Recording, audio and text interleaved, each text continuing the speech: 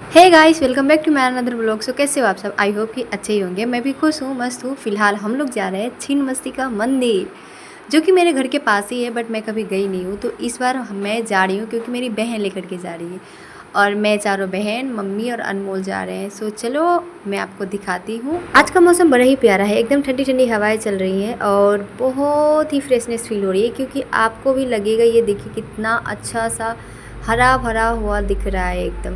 और सोमवार भी है ना आज, तो हर जगह पे थोड़ा थोड़ा ना जाम दिख रहा था, क्योंकि मंदिर जो होता है ना गांव की, वहाँ पे हर सोमवार को सावन में पूजा होती है। जल लेकर के दूसरे जगह से वहाँ पे चढ़ाया जाता है और मेला भी लगती है, तो उसी के लिए बहुत सारे भीड़ था जगह जगह पे। सो ये है रंगी घाट, जहाँ पे हम लोग थोड़ी देर के लिए रुके हैं, क्योंकि जो गाड़ी थी उसमें थोड़ी प्रॉब्लम आ गई है। तो मेरे मौसी का बेटा है जिसके साथ हम लोग आए हैं, वो उसे ठीक करने की कोशिश कर रहा है। तो हम सोचे कि चलो आगे से हम लोग घूम करके आते हैं। वो जो आपको भीड़ दिख रहा है ना, वो हमारे गांव के ही है। सभी मंदिर है, वहाँ से सभी आए हैं, यहाँ से जल लेकर के फिर हमारे गांव की जो मंदिर है वहाँ पे चढ़ाएंगे।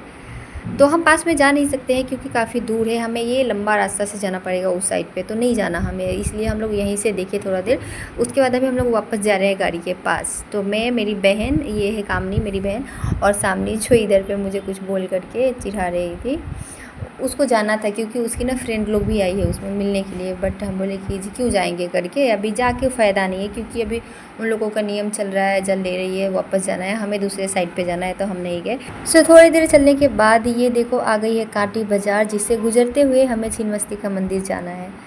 तो ज़्यादा टाइम लगा नहीं, हम ना थोड़ा लेट हो गए, क्योंकि हमारी गाड़ी में प्रॉब्लम आ गई, नहीं तो बहुत सामने है मेरे घर से। तो लेकिन फिर भी मैं पहली बार आ रही हूँ। फाइनली हम लोग पहुँच गए छिन्नमस्तिका मंदिर। और ये इतना सुनी हूँ ना मैं इस मंदिर के बारे में कि आपको बता नहीं सकती हूँ। जब से मैं सुनी हूँ ना, तब से मेरा मन हो रहा था कि कब जाऊँ करके। फाइनली आज हम लोग यहाँ पे पहुँच गए मेरी बहन के वजह से, और बहुत अच्छा लग रहा है।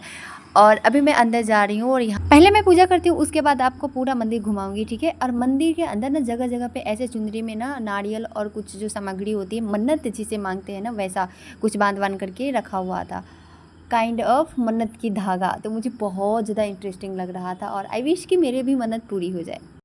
अभी मैं छिन्नमस्तिका माँ के बारे में थोड़ा सा बताने की कोशिश करती हूँ।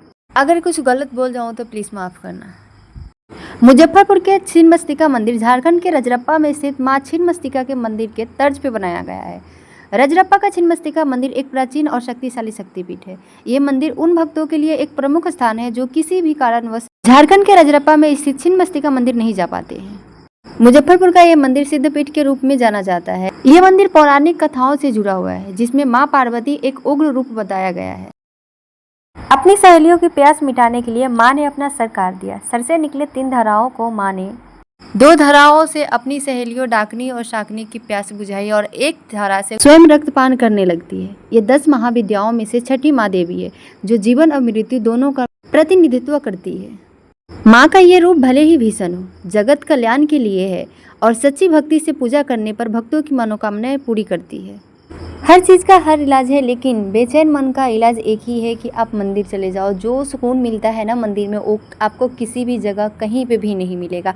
ये भी कहते हैं कि हम किसी जगह पे तब तक नहीं पहुंचते जब तक हमें उस जगह का बुलावा नहीं आता है। तो फाइनली माँ छिन्नमस्तिका ने हमें बुलाया और हमें दर्शन करने का मौका दिया। तो बहुत बहुत अच्छा लगा, दिल को शांति मिली, सुकून मिला। और उम्मीद करती हूँ कि माँ की कृपा बनी रहे हम पे, हम सब खुश रहे, स्वस्थ रहे। इस टाइम पे भीड़ थोड़ी सी कम थी, तो हम आराम से एकदम पूरा मंदिर के दर्शन कर लिए और आराम से पूजा भी कर लिए। लेकिन नवरात्रि टाइम पे यहाँ पे बहुत ज़्यादा भीड़ होता है, भक्तों की भीड़ काफ़ी होती है, इस वजह से थोड़ा सा मुश्किल होता है। लेकिन माँ का प्यार और माँ की मर्जी से कहाँ कोई बच पाया है, तो जब माँ बुलाती है आना ही पड़ता है। अभी हम लोग नीचे की तरफ में दर्शन करने के लिए आए हैं, और मैं ना इतनी बुद्धू हूँ, मुझे तो पता ही नहीं था कि नीचे भी मंदिर है करके।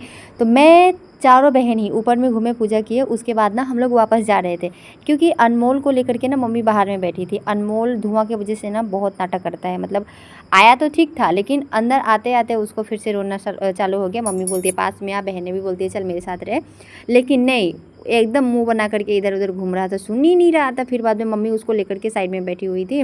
लेकिन जब हम लोग वापस से चले गए ना, तो मम्मी पूछी कि कहाँ कहाँ गई थी करके, देख करके आई सारी जगह से। तो मैं बोली कि हाँ ऊपर से आई करके। मम्मी बोलती कि नीचे भी है भगवान जी, चल वहाँ से दर्शन करके आना करके, हम लेकर के जाते। फिर मम्मी गई और हम सभी को, चारों बहनों को दिखा करके लाई और माँ को दर्शन करा करके लाई। तो फाइनली हम लोग घूम करके आ गए, देख करके, दर्शन करके, पूजा करके बहुत अच्छा लगा, एकदम मन को शांति मिली।